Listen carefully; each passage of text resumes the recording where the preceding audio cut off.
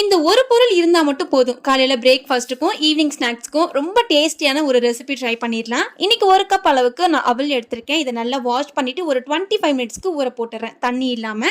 இப்போ ஒரு சின்ன பாத்திரத்துல எண்ணெய், கடுகு, கடலைப்பருப்பு, சீரகம்லாம் போட்டு பொரிஞ்சதுக்கப்புறம் காரத்துக்கு 2 பச்சை மிளகாய், இஞ்சி பூண்டு பேஸ்ட் தட்டினது, ஒரு அரை கைப்பிடி அளவுக்கு சின்ன வெங்காயம் போட்டிருக்கேன். அது கண்ணாடி பதம் வந்த உடனே ஒரு அரை கைப்பிடி அளவுக்கு வேர்க்கடலை போட்டு நல்லா வந்து வறுத்துக்கிறேன்.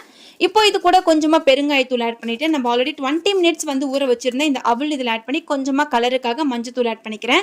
எல்லாத்தையும் மிக்ஸ் பண்ணிட்டு ஒரு 5 மினிட்ஸ் விட்டுருங்க மீடியமான ஹீட்ல. கடைசியா இது இன்னும் டேஸ்ட் கொடுக்கறதுக்காக 2 டீஸ்பூன் அளவுக்கு துருவன தேங்காய் இதில் ஆட் பண்ணி எல்லாத்தையும் ஒரு மிக்ஸ் கொடுத்துட்டு இப்போ சர்வ் பண்ணி சாப்பிட்டு பாருங்களேன். ரொம்பவே டேஸ்டி அண்ட் ஈஸியான அவல் உப்புமா ரெடி ஆயிடுச்சு. கண்டிப்பா வீட்டில் இருக்கிற எல்லா குட்டீஸ்க்கும் இந்த ரெசிபி பிடிச்சு போயிடும். ஒரு டைமாவது செஞ்சு கொடுத்து பாருங்க. அவ்வளவுதாங்க. இந்த மாதிரி நீங்களும் ட்ரை பண்ணிட்டு எப்படி இருக்குன்னு சொல்லுங்க. ரெகுலர் வீடியோஸ்க்கு சப்போர்ட் பண்ணி சப்ஸ்கிரைப் பண்ணுங்க. பாய்.